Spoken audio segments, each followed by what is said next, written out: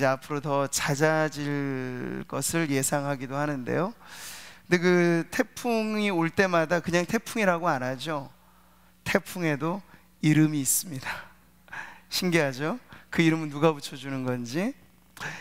1950년대 주로 호주의 기상예보관들을 통해서 이 태풍의 이름이 좀 붙여지기 시작했어요. 근데 그때 기상예보관들이 태풍의 이름을 짓는 방식은 당시 자기들이 제일 싫어하는 정치인들의 이름을 붙였다고 해요. 재미있죠? 2차 세계대전 이후에 미군을 중심으로 해서 이제 조금 더 정확한 태풍의 이름을 명명하기 시작하였는데, 그때 주로 붙였던 태풍의 이름들은 여성의 이름을 붙였습니다. 여기서 우리가 알 수 있는 건 이 태풍이라고 하는 건 엄청난 사실 재해를 일으키는 가공할 만한 위력이잖아요. 근데 그것을 경험하는 인간들이 이름을 붙이는 방식은 좀 소극적인 면에서 자신이 싫어하는 사람들의 이름을 거기다 붙인다든지, 또 연약하게 여겨지는 어떤 여성들의 이름으로 그렇게 태풍을 이름 지었다는 것을 알 수 있죠.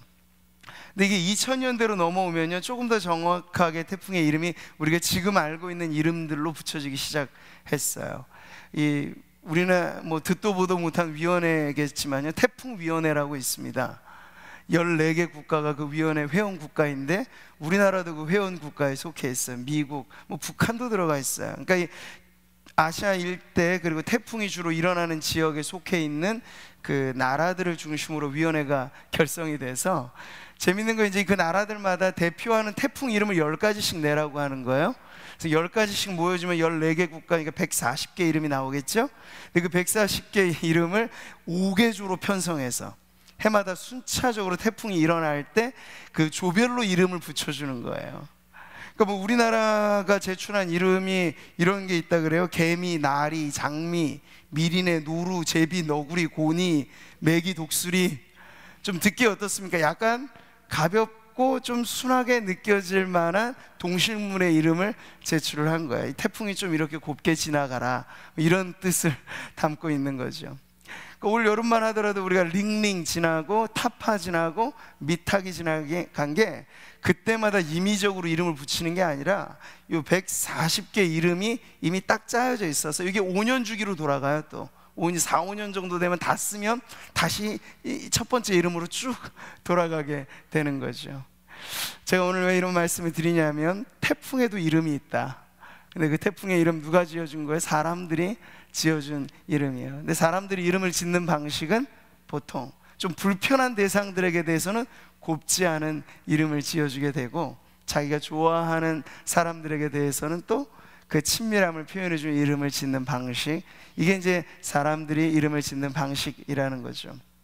참 재미난 건 우리는 불확실한, 불투명한 대상을 그대로 내버려두기 어려워합니다. 그래서 사람들이 왜 요즘에도 미확인 비행 물체 UFO라고 하는 게 믿거나 말거나 사람들에게 계속해서 회자되는 거잖아요. 근데 이게 왜 사람들의 관심을 끄냐면, 미확인 물체이기 때문에 사람들의 호기심을 더 자극하는 거예요. 거기에 이름이 붙여지면 사람들은 두려워하지 않습니다. 근데 이름이 붙여지지 않는 모호한 대상, 모호한 현상, 그런 것에 대한 인간은 어떤 잠재적인 뿌리 깊은 두려움을 갖고 있는 거죠. 근데 하나님께서 아담을 지으셨을 때 아담에게 부여주신 지혜는 특별하게 사물을 규정하는 이 명명권이라고 하는 이름을 붙여주는 재능으로, 지혜로 발휘가 되어졌던 걸 우리가 창세기 2장에서 보면 알 수 있어요. 그래서 눈에 보이는 모든 것을 아담에게 보여주시면서, 자, 아담아, 이름을 지어봐라. 아담아, 이름을 짓죠. 그러면 그 이름이 그 사물을 표현하는 그 대표 이름이 되게 되었어요. 근데 아담이 범죄하기 이전에는 제법 그 일을 훌륭하게 잘 해냈는데, 범죄하고 나니까 이제 그 지혜가 사실 많이 일그러졌잖아요. 그래서 사물의 형상, 그리고 사물의 본질을 꿰뚫는 지혜가 인간에게 없어서 거기에 적합한 이름 짓기를 잘 못하는 거예요. 그러니까 요즘에도 보면 부모가 자식을 놓고 이름을 지을 때 고심을 하잖아요. 근데 대개 트렌드는 뭐냐면 동시대 유행하는 이름들 중에 몇 가지 짓는 거죠. 정말 이 아이의 평생을 내다보면서 이랬으면 좋겠다라고 하는 부모의 신앙을 담고 그런 마음을 담아서 정확하게 자녀들에게 이름을 지어주기가 여간 어려운 것이 아닙니다. 자, 이런 인간의 이름 짓기의 문제들이 생겨나게 된 것이 영적인 면에서는 더 큰 문제로 일어나게 됐죠. 그게 뭐냐면 하나님의 이름을 부르는데 인간의 지혜가 왜곡되게 발휘되다 보니까, 로마서 1장은 특별히 이 부분을 강조하잖아요. 보이지 않는 하나님의 신성, 그 능력이 만물에 충만히 보여 알게 되어졌다고. 그러니까 하나님의 이 창조하신 세계만 우리가 제대로 인간이 일그러지지 않는 하나님의 형상과 지혜로만 바라보면 우리가 자연을 바라보면서 이 자연의 창조주를 알 수 있어요. 알만하게 하셨어요. 그런데 문제는 인간이 그걸 알지 못해서 이 자연을 보면서 하나님을 불러야 되는데 하나님을 안 부르고 헛된 이름을 지어 부르는 거야. 그게 바로 우상이라는 거죠. 우상을 지어서 그 이름을, 하나님이 높임을 받으셔야 할 자리에 우상들의 이름이 높여지게 되는 거야. 이게 세상에 일어난 종교이고 세상에 일어나는 이 모든 하나님 아닌 것들을 경배하는 그런 현상의 가장 근본된 문제라고 할 수 있죠. 자, 그래서 우리가 오늘 서두에서 알게 되는 건 이것입니다. 인간은 자신이 모르는 대상들에게 대해서 이름을 지어줍니다. 그런데 인간이 지어주는 이름에는 한계가 있기 때문에 하나님의 이름은 우리가 지어주는 게 아니고 하나님이 계시하셔야 우리가 제대로 알 수 있다는 거죠. 우리가 오늘 앞으로도 살펴보겠습니다만 제일 흔하게 자주 부르는 그 이름이 뭔가? 여호와잖아요. 여호와. 이게 무슨 뜻입니까? 쉽게 말하자면 나는 나야, 이 뜻이에요. 스스로 있는 자라고도 우리가 풀이하지만 의미로 그대로 풀어보면 나는 나다, 이런 존재로서 하나님께서 자신을 드러내 주실 때, 아, 하나님이란 분은 그런 존재구나 하는 걸 우리가 알게 된 거죠. 오늘 우리가 금요 철야의 자리에서 계속해서 배워 알게 된 하나님의 이름도 다 이와 같은 방식으로 하나님께서 우리에게 자신의 이름을 계시하시고 내가 이런 존재야 하고 알려주실 때 우리가 알게 되는 이름이기 때문에, 성경 말씀에 계시된 하나님의 이름은 인간이 지어준 이름과 다르게 아주 정확하게 하나님의 어떠하심을 분명하게 알 수 있는 이름인 것을 우리가 다시 한번 확인하면서, 오늘도 우리가 새롭게 배우게 또 나누게 되는 그 이름을 통해서 이 밤 여러분이 그 이름을 부르며 하나님과 깊이 교제하고 또 그 은혜를 누리는 축복의 시간 되시기를 바랍니다. 자, 오늘 우리가 살펴볼 이름은 따라해 보겠습니다. 엘 엘리온. 이제 엘이라고 하는 이름이 늘 붙어있는 거는 뜻은 아시겠죠? 이 자체가 하나님을 나타내는 거예요. 근데 거기에 뒤에 뭔가 붙여질 때 이제 그 하나님이 어떤 하나님이다 하는 걸 수식해 주는데, 오늘 우리가 나눌 이름은 엘 엘리온. 다시 한번 따라해 보겠습니다. 엘 엘리온. 엘 엘리온. 엘리, 엘로힘, 그리고 엘샤다이. 오늘은 이제 연속해서 엘자 돌림의 이름에서 엘 엘리온이라는 이름을 보겠는데요, 여기 이제 새롭게 붙여진 이 엘리온이라고 하는 뜻이 무엇인가 알면 이름에 담겨져 있는 의미를 우리가 알게 되는데, 엘리온이라고 하는 단어의 뜻은요, 가장 높은 이라는 뜻이에요. 따라 볼까요? 가장 높은. 그러니까 엘 엘리온은 어떤 뜻이냐면 가장 높으신 하나님. 같이 한번 해보죠. 가장 높으신 하나님. 네, 엘 엘리온이 바로 지극히 높으신 하나님을 지칭하는 그런 이름입니다. 그러니까 보통의 표현에서 그냥 높다, 존귀하다 이 정도가 아니에요. 최상급이 붙어 있는 거예요. 가장 높다, 가장 존귀한 분이시다. 그게 바로 엘 엘리온이라는 이름의 뜻입니다. 그러니까 여기는 최고 최상의 하나님을 우리들에게 가르쳐 주는 거죠. 그리고 우리가 엘 엘리온을 부른다라고 하는 건 그에 상응하는 그 이름을 부르는 자들의 태도가 결정되는 거예요. 이 이름 앞에 가장 높으신 이름을 우리가 부르기 때문에 우리는 그 앞에 가장 겸비한 낮아지는 모습으로 하나님을 경배하고 경외하는 마음으로 주님 앞에 나와야 할 이름이 뭐라고요? 엘 엘리온. 하나님이시라는 거예요. 자, 하나님의 모든 이름은 역사 속에 계시됩니다. 네. 우리가 영원전에 있었던 하나님의 계획을 주일 몇 차례 설교로 들었잖아요. 하나님 구원의 마스터 플랜. 근데 알 길이 없어요. 우리는 사실 영원이라는 개념을 우리는 몰라요. 시간의 제약을 받고 태어나고 살고 죽는 인간이 어찌 영원을 알겠습니까? 그런데 성경은요, 태초에 천지가 창조되기 이전에 하나님이 계셨다고 하잖아요. 그 영원부터 영원하신 하나님이 우리 가운데 그 이름을 드러낼 때는요, 언제나 인간의 역사 속에, 그 말은 피부로 와닿게 말하자면 우리들의 삶의 현장에 주님이 뚜벅뚜벅 걸어오실 때 내가 어떤 존재야 라고 하는 걸, 자신의 이름을 그 상황에 맞게 계시해 주시면서 그 이름의 의미가 반짝반짝 빛을 발하게 된다는 거죠.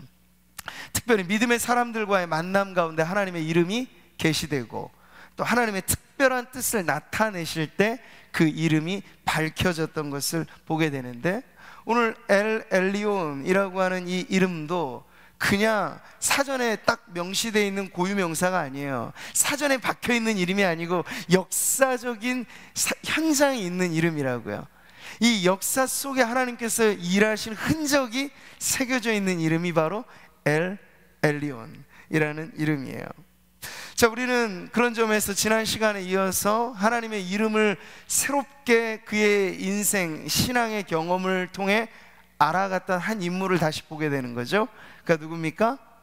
아브라함이죠. 믿음의 조상 아브라함이 지난주에는 그의 인생 경험 가운데 모든 소망이 사라지고 이제 자신이 친자식으로 놓을 하나님의 약속의 유효기간은 끝났다, 이제 절망에, 그러니까 그 약속에 대해서는 더 이상 믿음을 행사하지 않는 그 시기에 하나님이 짠하고 찾아오셨죠. 아브라함 나이 99세 때.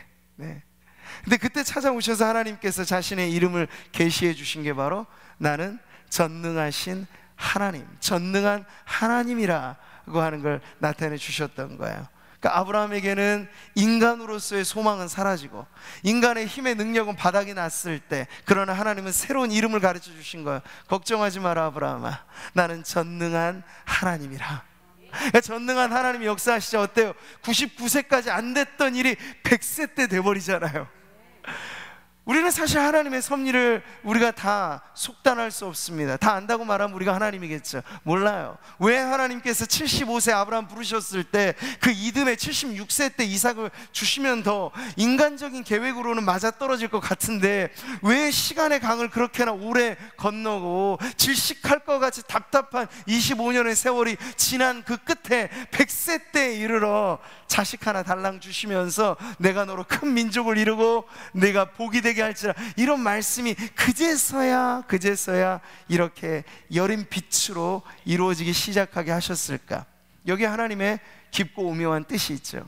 근데 중요한 건 인간이 안 된다라고 말하는 그것도 엘샤다이의 이름이 빛을 발하는 자리에서는 된다는 거예요. 왜요? 그 이름은 전능하신 하나님의 능력을 나타내는 이름이기 때문이죠. 여러분, 그 이름을 부르십시오. 어느 순간에 여러분의 힘이 다하고 내 힘 가지고는 안 된다라고 말한 절망에 이 벽을 대할 때, 여러분의 이름이 여러분을 구원해 주지 못하고 그간에 여러분과 친하게 지냈던 친구들의 이름도 여러분에게는 그 벽을 뚫고 나갈 힘이 안 될 것입니다. 그러나 한 이름이 있어요. 엘샤다이, 하나님. 그 전능자의 이름을 부르면 우리가 나아가면 절망의 벽이 열려 새로운 길로 나아가는 문으로 바뀌어지게 될 줄 믿습니다.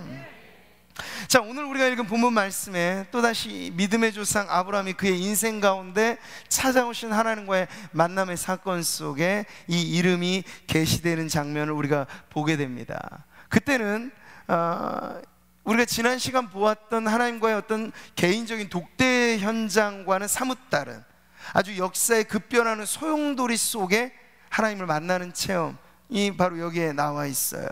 창세기 14장의 배경은 당시 여러 많은 종족 국가들 사이에 아주 치열한 경쟁 속에 먹고 먹히는 그러한 이 과열 경쟁 속에 급기야 이 연합군으로 서로 형성해서 고대의 전쟁이 발발하게 된 그러한 역사의 소용돌이를 우리들에게 보여주고 있습니다.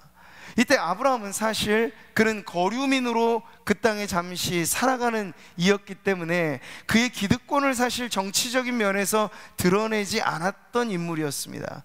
근데 이 전쟁에 그가 어쩔 수 없이 참가하게 되는 건 조카 롯이 포로로 끌려가 버렸기 때문이에요. 그래서 아브라함이 이 집에서 길러냈던 용병들을 데리고 이 전쟁에 참여한다는 거 하는 것 자체가 매우 위험천만한 일이었어요. 왜냐하면 아브라함 자신은 정치적인 이해관계가 어느 곳에 귀속되어져 있는 존재가 아니었기 때문이죠.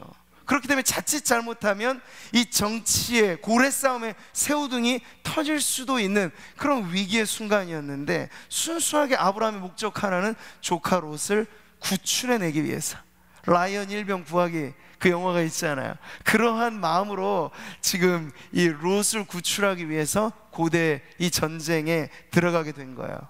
근데 참 하나님의 은혜로 그 전쟁에서 승리하게 되었죠. 개선 장군처럼 돌아옵니다. 전리품을 끌고 돌아오는 그 현장이에요.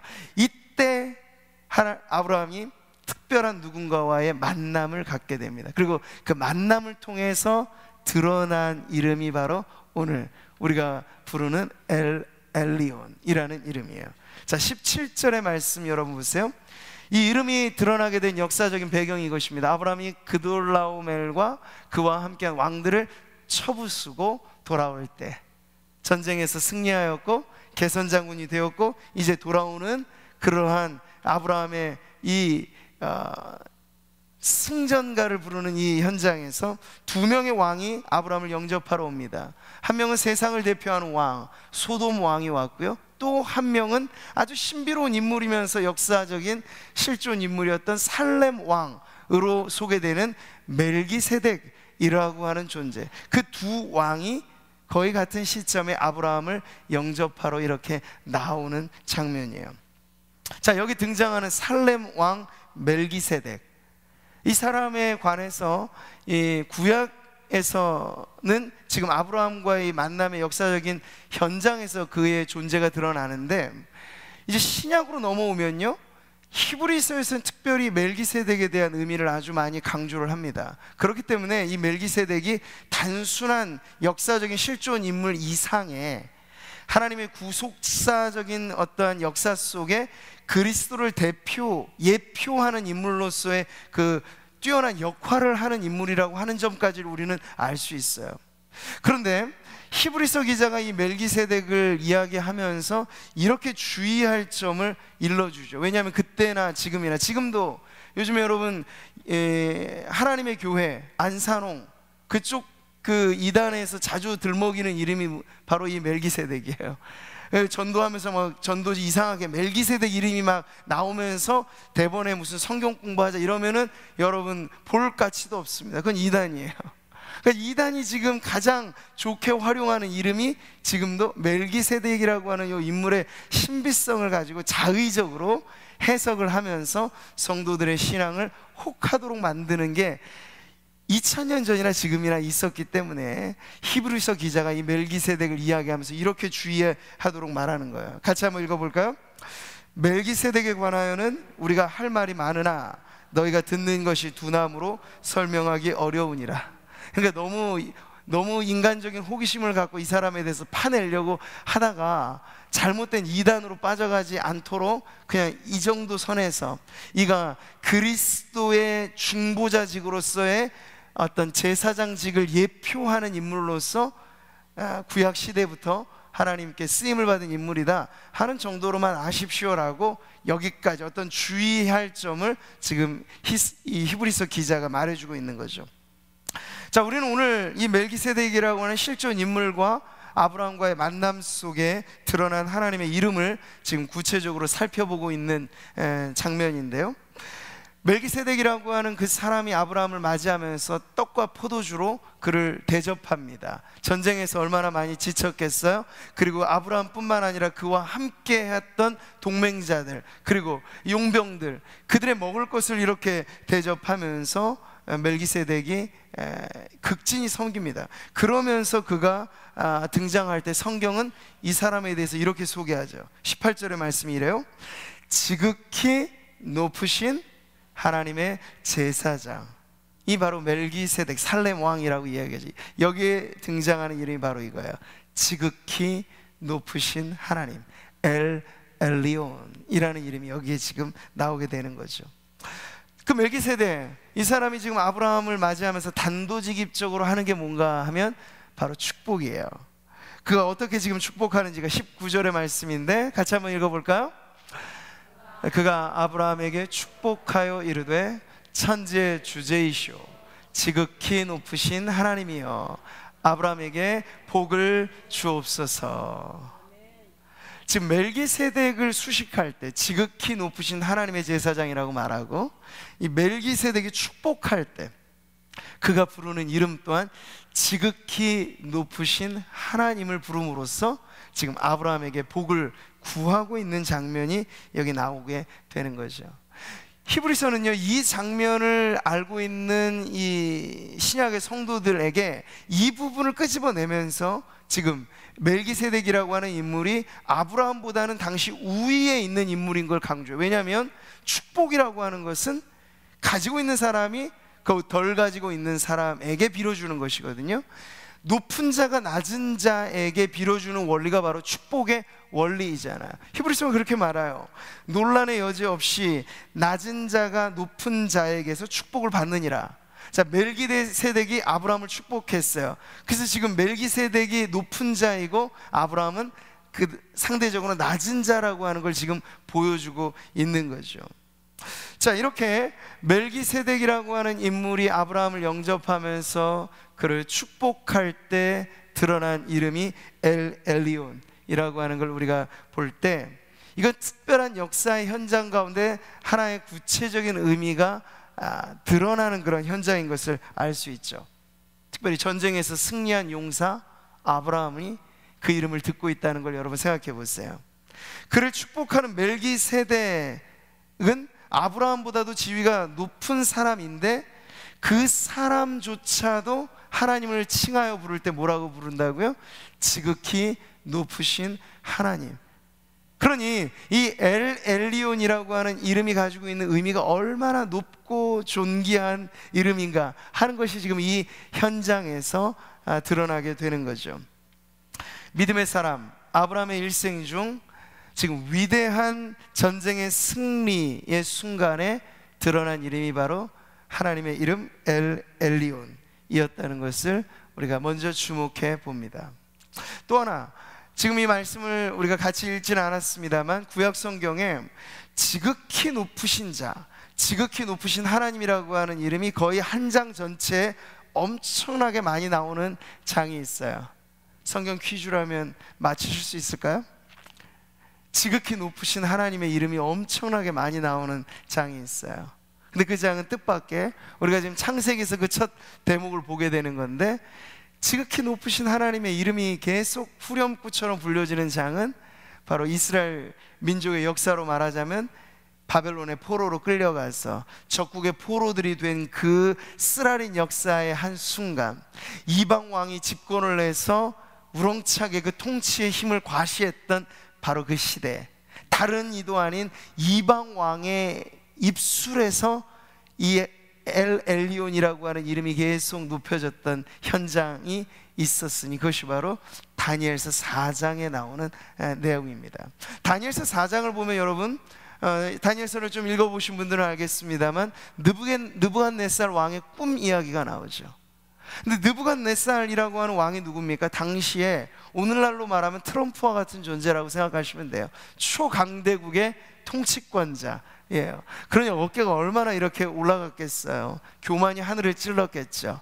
근데 그랬더니 그 느부갓네살 왕이 하루아침에 졸지에 하나님의 손에 의해서 짐승같이 전락하게 돼버리는 사건이 있어요. 소처럼 풀을 먹고, 그 표현 그대로로 말하자면 그러니까 완전히 인간 이하로 쫓겨가면서 왕으로서의 지위, 왕으로서의 권세, 그 모든 것을 빼앗겨버리는 그 이야기가 다니엘서 4장에 나오는 이야기예요. 처음부터 끝까지 느부갓네살 왕이 만 백성에 선포하면서부터 자기의 이야기를 드러내면서 나오는 이 이야기들 속에 누구의 이름이 계속 드러나냐면 바로 지극히 높으신 하나님의 이름이 나온다는 거예요. 다니엘서 4장 2절에 이 말씀을 여러분 그런 맥락에서 한번 이해하면서 읽어보실까요? 같이 한번 읽겠습니다. 지극히 높으신 하나님이 내게 행하신 이적과 놀라운 일을 내가 알게 하기를 즐겨하노라. 이게 지금 아브라함과 같은 믿음의 사람이 한 이야기가 아니에요. 이방 나라의 왕이 지금 하는 말이 지극히 높으신 하나님에 관해서 말을 하고 있다는 거죠. 그리고 그가 이 하나님에 대한 이야기를 자신의 인생의 스토리를 말하자면 간증을 하면서 이야기를 하는데 아주 우여곡절 속에 기막힌 인생의 참패를 맛보고 다시 왕으로서의 복권되어지는 그 모든 역사를 지나면서 느부갓네살 왕이 알게 되었던 하나님이 바로 이런 분이었다는 거야. 인간의 어떤 통치의 권력보다도 우위에 있으신 분, 높이 계신 하나님. 그러니까 이 땅의 모든 나라들은 일어났다가도 사라지고, 이 땅의 많은 정치인들은 힘을 발휘했다가도 다시 내려놓고, 그러기를 반복하는 것이 인간의 역사인데, 그 인간의 오르락 내리락 하는 역사와 상관없이 언제나 유유하게 빛을 발하는, 그리고 높고 존귀하신 찬양을 받게 합당하신 분이 바로 엘 엘리온, 지극히 높으신 하나님이시라고 바로 이방 나라의 왕의 입술에서 그 하나님이 이렇게 찬송을 받으시는 거죠. 34절의 말씀이 바로 그 대목이에요. 느부갓네살 왕이 인생 간증을 하면서 자기가 인생의 밑바닥에 들어갔다가 다시 회복되어지면서 고백한 게 바로 이 말씀이에요. 같이 한번 읽어보겠습니다. 그 기한이 참에 나 느부갓네살이 하늘을 우러러 보았더니 내 총명이 다시 내게로 돌아온지라. 이에 내가 지극히 높으신 이에게 감사하며 영생하시는 이를 찬양하고 경배하였나니 그 권세는 영원한 권세요 그 나라는 대대에 이르리로다. 아멘. 바로 우리 하나님이 이와 같은 분이라고 하는 걸 이방 나라의 왕을 통해서도, 당신의 선택하신 민족 이스라엘이 포로된 상황이었지만 그렇다고 하나님께서 같이 포로가 되시느냐? 아니에요. 그 하나님의 백성을 포로 삼았던 그 왕 위에 군림하시는 이가 바로 엘 엘리온, 지극히 높으신 하나님이시라 고 하는 것을 지금 이 스토리가, 이 역사가 보여주고 있다는 거죠. 자, 이 두 가지 경우를 우리가 합쳐서 보는 거예요. 아브라함의 인생 속에 찾아오셨던 하나님, 전쟁의 소용돌이 속에서 그에게 자신의 이름을 계시하셨을 때 그 상황, 그리고 느부갓네살이라고 하는 그 당시에 천하를 호령했던 최고 통치자, 권력가에게 하나님이 어떠한 존재로 드러났는가에 있어서 우리는 이 두 가지 경우를 합쳐봤을 때 하나의 공통점을 발견하게 되는 거죠. 두 사람 사이에는 믿음에 있어서는 하나님 믿음의, 한 명은 믿음의 조상이었고 한 명은 하나님을 전혀 알지 못했던 이방 나라의 왕이었어요. 근데 이 두 사람의 극명한 차이임에도 불구하고 공통점이 있었으니 그건 뭐냐면 그들의 인생의 가장 중요한 순간에 하나님의 이름이 엘 엘리온이라는 이름이 계시됐다는 거죠. 자, 이 정확하게 맞아떨어지는 아브라함의 인생 속에 계시된 그 이름, 느부갓네살의 인생 가운데 계시된 그 이름이 과연 이들에게 어떤 의미가 있었는가, 이게 이제 오늘 우리의 삶에 적용할 부분이에요. 인생의 가장 순간에 계시된 그 이름, 그 인생이 어떠한 순간이었습니까? 전쟁을 통하여서 승리하였던 아브라함이에요. 얼마나 기세등등했겠습니까? 나도 이 당시에 엄청난 연합군들과의 그 격돌 속에 자신이 이 롯을 구출해낼 뿐만 아니라 전쟁에 완전한 승리를 거두어서 전리품 가득 이렇게 잡을 수 있었던 그 상황에 아브라함이 얼마나 마음이 사실은 높이 올라가 있었겠습니까? 느부갓네살은 두말할 것도 없고요. 그는 이미 교만이 차오를 대로 올라 있는 사람이었죠. 이 두 경우에 있어서 하나님이 나는 지극히 높은 존재다 라고 하면서 엘 엘리온이라는 이름을 드러내 주신 이유는, 목적은 아주 분명한 거죠. 하나님 없이 높아진 인생들의 마음을 겸손하게 낮추실 때 하나님께서는 이 이름을 가장 적합한 순간에 드러내 주셨다는 거예요. 여러분, 오늘도 우리가 살아가는 이 세상, 왜 이토록 전쟁이 끊이지 않고 사람들은 사회가 사분오열되고 이렇게 될까요?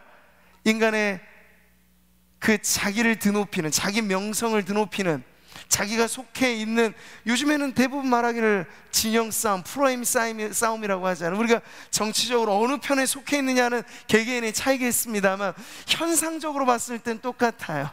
네가 오르냐 내가 오르냐, 네가 잘났느냐 내가 잘났느냐, 그런 인간들의 싸움은 고대 전쟁과 지금이나 다를 바 없이 인간의 교만이 서로 충돌을 일으키고, 인간의 교만이 하늘 아래 지극히 높은 태산이라도 하늘 아래 작은 언덕에 지나지 않는다는 그 순박한 진리를 까먹고, 자신에게 잠시의 성공이 주어졌을 때, 승리가 거머졌을 때, 권세가 주어졌을 때 하나님을 잊어버리기 쉬운 것이 바로 인간이기 때문에 하나님께서는 그런 우리들에게 오늘 이 이름을 가르쳐 주시는 거죠.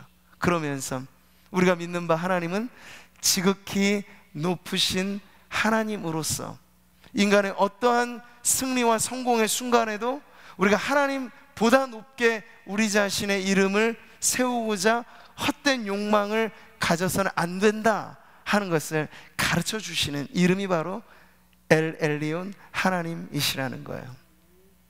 여러분, 인간의 역사는 언제나 그랬습니다. 역사는 반복된다는 말이 있죠.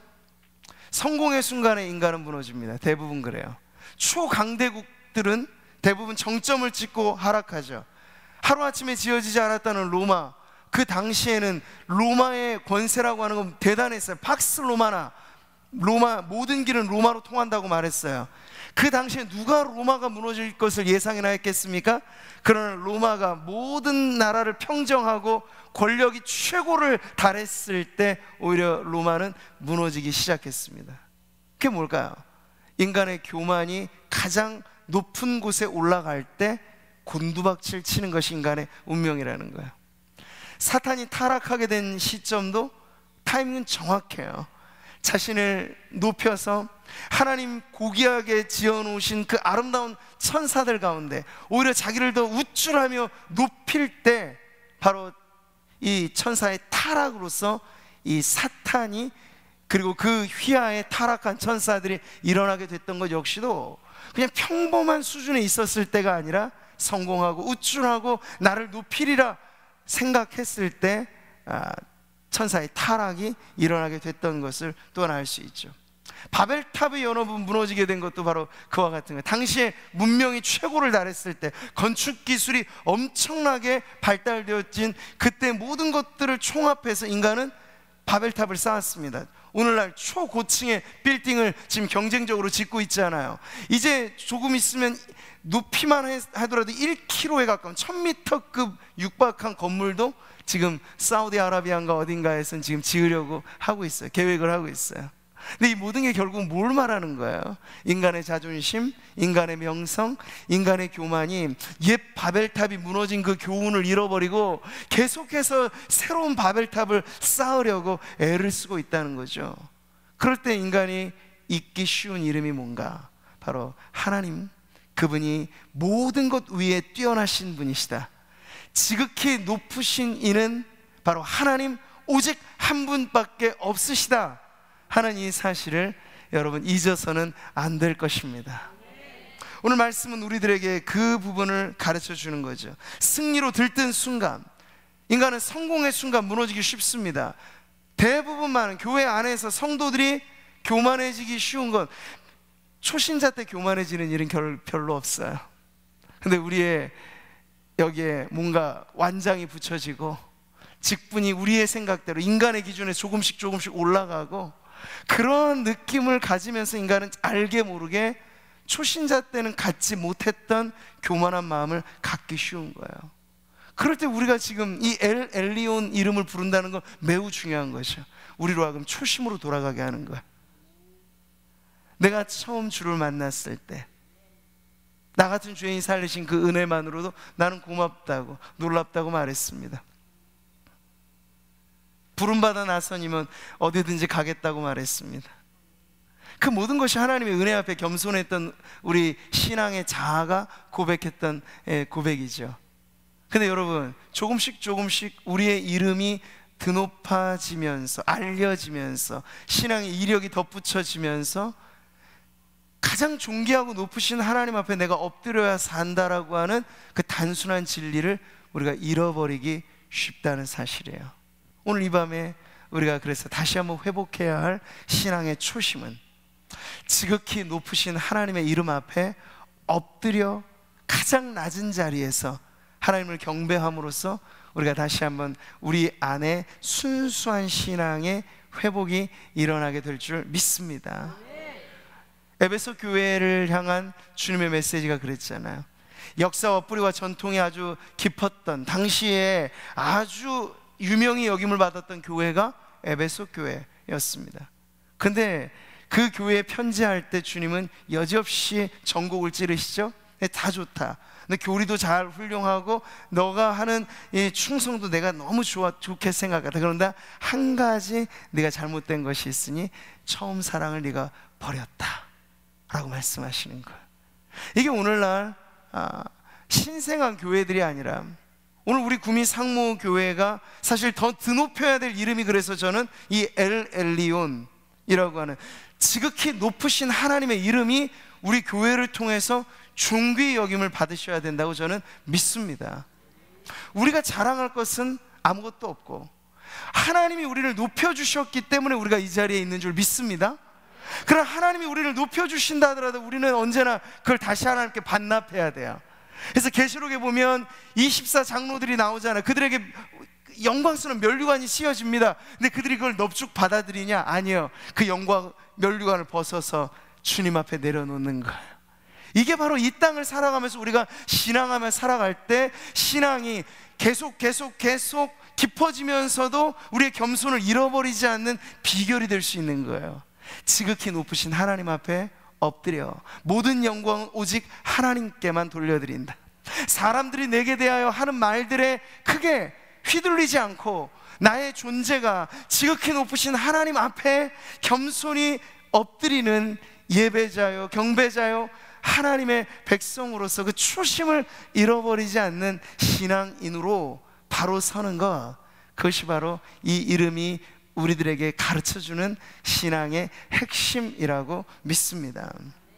인간의 본분은 다름 아닌 오직 한 분 하나님만을 높이는 것에 있음을 오늘 이 엘 엘리온 이름을 통해서 저와 여러분이 다시 한번 마음에 깊이 새기게 되기를 바랍니다. 자, 오늘 이어지는 말씀은 이 엘 엘리온, 지극히 높으신 분이 우리들에게 주는 은혜가 무엇인가를 이제 연속적으로 말씀해 주시죠. 자, 멜기세덱이 축복하였습니다. 누구의 이름으로? 엘 엘리온의 이름으로. 근데 그 엘 엘리온의 이름을 말하면서 멜기세덱이 아브라함에게 이렇게 축복하죠. 지극히 높으신 하나님이여 아브라함에게 복을 주옵소서. 자, 우리가 받아 누리는 복이 어디로부터 임하는 것인가 하는 게 너무 분명하죠. 그 출처가 바로 지극히 높으신 하나님이 그 위로부터 우리들에게 부어주시는 은혜라고 하는 거야. 온갖 좋은 모든 것들이 다 위로부터 빛들의 아버지로부터 우리에게 임한다고 성경이 말씀하고 있는데, 그렇기 때문에 틀림없다는 거예요. 사람이 우리에게 약속한 건 약속 엄도 부도나면 끝이잖아요. 근데 하나님이 우리에게 주시는 선물은 부도가 안 나요. 하늘의 고가는요, 여러분, 이 땅이 아무리 저 은행만큼 건재할 거야, 근데 금융권에 위기가 생기면 은행도 파산하잖아요.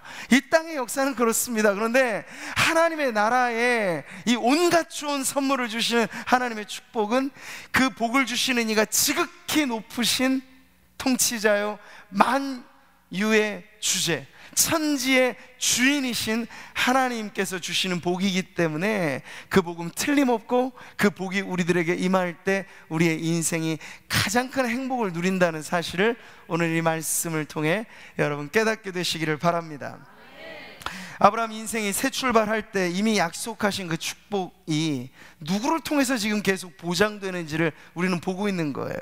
내가 너로 큰 민족을 이루고 내게 복을 주어 내 이름을 창대하게 하리니 너는 복이 될지라. 이 약속을 누가 하셨다고요? 일개 사람이 한 약속이 아니라고요. 지극히 높으신 하나님이, 지극히 미비한 인생, 갈대 우르 땅에 살 당시 아브라함의 이름은 누구도 알아주지 않는 인생이었습니다. 그런데 그 이름을 빛나게 해주시겠다고 하나님께서 약속하신 이후에 결국 아브라함은 후세의 길이 남을 믿음의 조상이 되었잖아요. 어떻게 되었습니까? 바로 아브라함을 불러 그로 하여금 복의 근원 되게 하시겠다 하는 엘 엘리온 하나님, 그분의 약속이 하나님의 은혜와 능력 가운데 이루어졌기 때문이죠. 오늘 저와 여러분에게도 이 기도의 자리는 하나님의 약속, 하나님의 축복을 믿음으로 붙잡는 자리인데, 흔들림 없이 확고하게 우리들에게 주어지는 그 약속을 여러분 믿으시기를 바랍니다. 만복의 근원 하나님이라고 우리가 찬송하잖아요. 온 백성이 찬송할 그 이름, 하늘의 천군 천사도 쉼 없이 높이는 그 이름이 바로 우리에게 복을 주시는 엘 엘리온 하나님이시라는 거예요. 여러분, 그 엘 엘리온 하나님은 어떤 분이십니까? 천지의 주인이세요. 우리 눈에 보이는 땅과 하늘의 주인. 우리는 사실 이 땅을 사람들이 부동산의 가치가 좋은 데는 비싸고 그렇지 않은 데는 싸고 막 이런 차이가 생기잖아요. 이거 다 사람들이 정해놓은 얘기죠. 그런데 이 땅의 원주인은 따로 있어요. 땅이 누구 것입니까? 땅의 주인은 하나님이시잖아요. 하늘은 누구 것입니까? 하나님이시잖아요. 바다는 누구 것입니까? 하나님이시잖아요. 그래서 자 국가 간의 영토 분쟁, 영해 분쟁, 영공 분쟁 이런 것들이 생기는 건 이 원래 천지의 주인이신 하나님을 제쳐두고 마치 나라와 그리고 유명한 이 유력자들이 이 땅은 내 거, 이 나라는 우리 거라고 자기들끼리 지금 치고받고 하면서 이 역사가 이렇게 진행되고 있는데, 오늘 말씀은 그보다 더 높으신 최고의 통치자께서 사실상 이 모든 것, 우리가 저 끝갈 데 없이 펼쳐지는 우주가 바로 하나님의 소유이심을 가르쳐주고 있는 거예요. 그래서 오늘 한 쌍을 이루고 있잖아요. 멜기세덱이 지금 축복하는 그 이름은 천지의 주인 되신 이름이고, 그분이 바로 지극히 높으신 하나님이시다라고 하는 걸 함께 가르쳐주고 있습니다. 우리가 오늘 이 말씀에 머물러서 여러분 믿음을 갖고 기도한다는 것은 뭘까요? 우리의 믿음의 시야가 좀 넓어져야 된다는 거겠죠.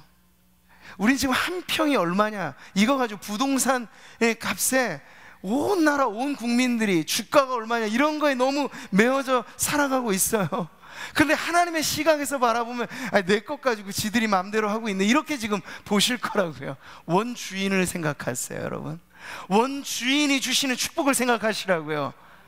그러면 하나님은 이 땅의 그 모든 것의 지표와 상관없이 하나님의 백성들에게, 저는 그래서 이 말씀이, 이 대목을 너무 좋아하거든요.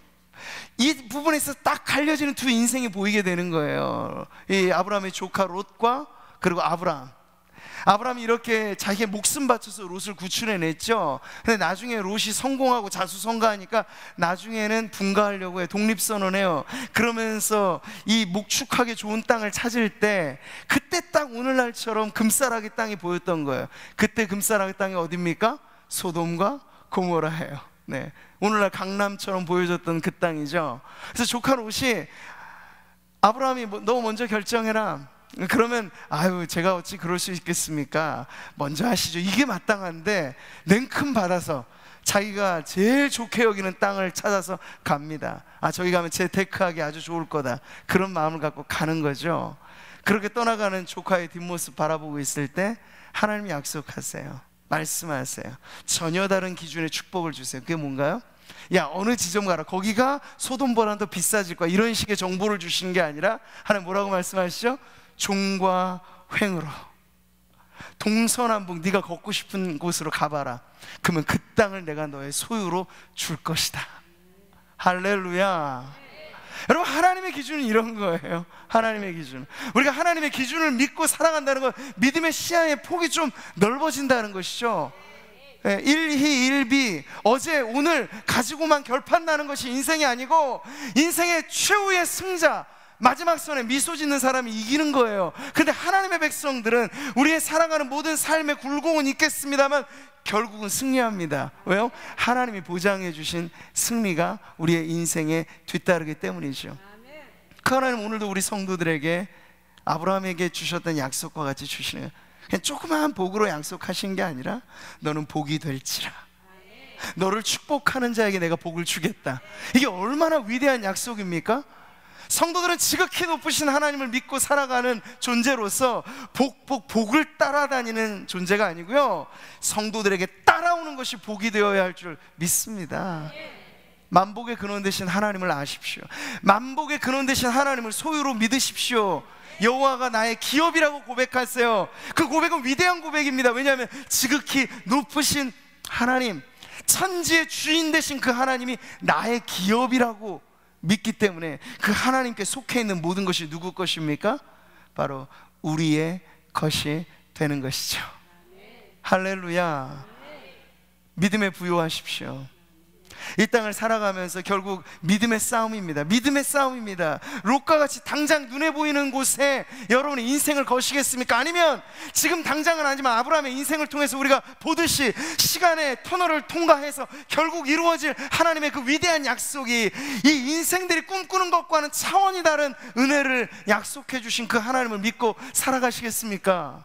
여러분, 그것이 바로 믿음의 선택이에요. 롯과 같은 인생이 될 것인가, 아니면 여전히 우리의 출발한 첫 지점이 약속의 말씀이었으니 지금도 우리는 지극히 높으신 엘리온의 이름을 부르며 천지의 주인 되신 그 이름을 높이며 살 것인가. 이게 바로 날마다 우리의 삶에 부딪혀오는 믿음의 싸움이고 믿음의 선한 싸움인 줄 믿습니다. 그 점에 있어서 언제나 우리의 믿음의 시야가 넓어지고 주를 향한 신뢰가 깊어지는 저와 여러분 되시기를 주님의 이름으로 축복합니다. 말씀을 맺겠습니다. 오스왈 챔버스라고 하는 영성가가 쓴 주님은 나의 최고봉이라는 책이 있어요. 제가 언젠가도 한번 소개해 드린 적이 있는 것 같은데요, 365일 묵상집으로 편집된 챔버스 사후에 그의 부인이 만든 책으로 지금 세계적인 베스트셀러예요. 많은 성도들이 이 책과 함께 하루를 시작하면서 은혜를 얻습니다. 근데 이 책 제목이 아주 기가 막히죠. 주님은 나의 최고봉. 근데 영어 원제를 풀면 이거예요. 최상의 주님께 나의 최선을 드립니다. 이런 고백이에요. 그래서 그 첫 장을 열면 첫 테마가 바로 이것이거든요. 최상의 주님께 나의 최선을 드립니다. 거기서 챔버스는 이렇게 말합니다. 최선을 드리는 것은 논쟁을 하거나 이치를 따지는 문제가 아닙니다. 최선을 드리는 것은 의지의 항복입니다. 다시는 번복할 수 없는 절대적인 항복입니다. 이게 바로 최고의 하나님, 이 최고의 하나님이 오늘 우리가 보는 엘리온을 말해요. 최상급으로 붙여져 있는, 가장 높이 계신 하나님 앞에 바치는 나의 삶이 어떠해야 되는가 했을 때 그 태도와 그 모습이 바로 챔버스는 이렇게 말하는 거죠. 항복이에요. 엎드리는 거예요. 그 앞에 나를 꼿꼿이 세우면서 내 주장을 펼치는 게 아니라 지극히 높으신 하나님 앞에 엎드리며 모든 것을 주님의 뜻대로 하소서. 저는 주님의 뜻대로 살아갈 때 내 인생의 실패도 실패가 아니고 넘어짐도 넘어짐 이상의 하나님의 은혜가 있음을 고백하게 될 것입니다. 엘리온, 지극히 높으신 하나님의 이름을 부르는 성도들 안에 바로 이와 같은 믿음의 태도와 삶의 자세가 다시 한번 굳건히 세워지게 되기를 주님의 이름으로 축복합니다. 2015년에 상영됐던 영화 중에 흥행했던 영화 베테랑이라는 영화가 있어요. 거기서 아주 명대사가 있죠. 경찰관으로 분화해서 그 배역을 맡았던 황정민 씨가 했던 대사인데 이런 말을 했어요. 이게 사투리인데 제가 억양을 못 살리니까 감안하고 들으세요. 야, 우리가 돈이 없지 가오가 없나? 이렇게 이야기를 했어요. 좀 피부에 와닿으십니까? 가오란 게 일본 말이긴 하죠. 체면이 없냐, 자존심이 없냐. 이 경찰관 박봉으로 살잖아요. 힘듭니다. 지금 국민의 지팡이가 아니라 이제 국민의 문매를 맞으면서 힘들게 살아요. 공직자로서 여러 가지 어려움이 있습니다. 영화가 그런 현실을 반영시킨 그러한 영화 내용인데, 거기서 말하는 건 그런 뜻이에요. 비록 그렇게 박봉에 시달리고 없이 살아도 경찰관이 누구냐, 국민을 위해서 뽑혀진 사람 아니냐, 적어도 우리 자존심만은 잃어버리지 말고 살자. 돈은 없어도. 그게 아주 영화의 명대사였거든요. 저는 오늘 아브라함의 이 사건을 보면서 이게 믿음의 백성들이 우리 안에 있어야 할 그런 마음이 아닐까 싶어요. 뭐 세상에 헛된 자존심과 가오를 세우자는 것 아닙니다. 그러나 하나님의 백성들에겐 이러한 거룩한 자존심이 있어야겠죠. 그게 뭔가요? 내가 누구냐? 내가 지극히 높으신 하나님의 자녀 아니냐? 내가 누구인가? 내가 지극히 높으신 하나님의 백성 아닌가? 이 땅을 살아가면서 좀 없이 살 수 있고 일이 뜻대로 잘 안 될 수 있어요. 그렇다고 여러분 그 순간 하나님의 백성으로서의 자존심마저 잃어버리면 안 됩니다. 힘들고 어렵더라도 그 순간 우리가 부르는 이름 엘 엘리온, 지극히 높으신 하나님이여, 나의 삶을 주님께 드리나이다. 즉시로 내 모든 것을 주님께 바칩니다 하는 그런 고백 속에 선한 자존감을 지키며 살아가게 하는 이름, 그 이름이 바로 엘 엘리온, 지극히 높으신 하나님이십니다. 오늘 우리가 이 말씀을 듣고 기도하는 자리에 이제 나아갈 때 저와 여러분 다시 한번 우리의 현 위치를 다시 한번 회복하시길 바랍니다. 두 부류의 성도들이 있을 거예요. 단순하게 말하면 인생의 성공을 구가하면서 아브라함처럼 승리에 들떠있는, 그리고 무탈한 인생의 평온함 속에 걸어가는 분들에게 오늘 들려지는 이 이름은 분명 우리의 현 위치를 하나님 앞에 낮추라고 요구합니다. 왜냐하면 인간의 성공, 인간의 그 어떤 것도 지극히 높으신 하나님 앞에 작은 성공에 지나지 않기 때문입니다. 그래서 우리의 이름을 세우려고 애쓰지 마시고 언제나 지극히 높으신 하나님이 나를 통하여 높임을 받으시는 것을 기뻐하는 성도가 되시기를 바랍니다. 세례 요한처럼 그는 흥하셔야겠고 나는 쇠하여야 하리라. 내가 비록 쇠하여질지라도 두 번째 부류는 이것이에요. 믿음의 선한 싸움을 쌓고 살아가려고 하는데 이 땅의 일들은 잘 안 되는 성도들이 있어요. 왜 없겠습니까? 불행의 이유를 우리는 다 알지 못합니다.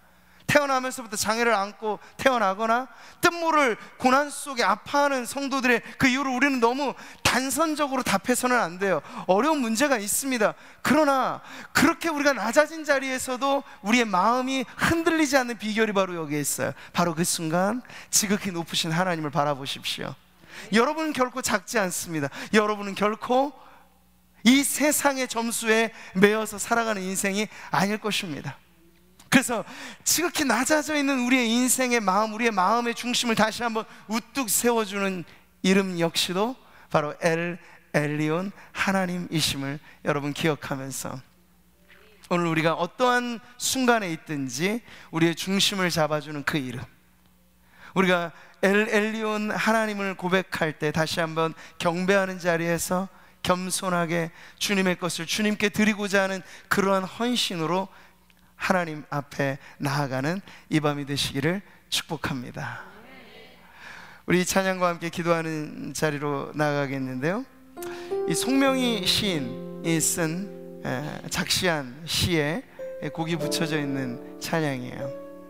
나라고 하는 찬양인데요, 이 찬양 가사가 아주 우리의 가슴에 사실 어떤 순간에든 깊이 와닿는 노래인 것 같아요. 나 가진 재물 없으나, 나 남이 가진 지식 없으나, 나 남에게 있는 건강 있지 않으나, 나 남이 없는 것 있으니, 나 남이 못 본 것을 보았고, 나 남이 듣지 못한 음성 들었고, 나 남이 받지 못한 사랑 받았고, 나 남이 모르는 것 깨달았네. 공평하신 하나님이 나 남이 가진 것 나 없지만 공평하신 하나님이 나 남이 없는 것 갖게 하셨네. 오늘 여기 모여 기도하는 성도들, 저마다의 삶의 사연은 다 다릅니다. 그러나 우리가 믿는 하나님은 다른 하나님이 아니에요. 한 하나님의 이름을 우리가 부르는 것이죠. 오늘 이 밤에 우리가 주목하고 싶은 이름은 바로 엘 엘리온 하나님이에요. 지극히 높으신 하나님.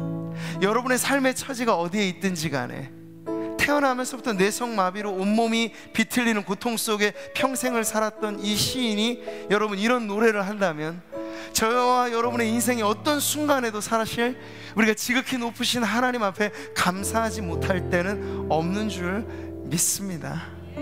믿음의 가오를 여러분 잃어버리지 마십시오. 지극히 높으신 하나님이 매 순간마다 우리와 함께 하시기 때문에 때론 고난의 긴 터널이 좀 길게 느껴지더라도 그 끝에서 하나님이 약속하신 대로 그 축복을 하나 가득 가지고 우리에게 오실 것입니다. 그리고 이 땅에 우리가 수고로운 삶을 마치고 주님 나라에 갈 때 우리는 거기서 더 이상 눈물 없는 것, 우리의 눈에 모든 눈물을 닦아주시는 지극히 높으신 하나님의 영접을 받게 될 것입니다. 그 소망을 가지고 이 땅을 살아가면서 여러분 믿음 잃지 않고 믿음의 순수함을 여러분 저버리지 않고 지극히 높으신 하나님을 늘 마땅히 높여드리면서 우리의 삶 이어가기를 결단하며 같이 찬양하고 기도하도록 하겠습니다.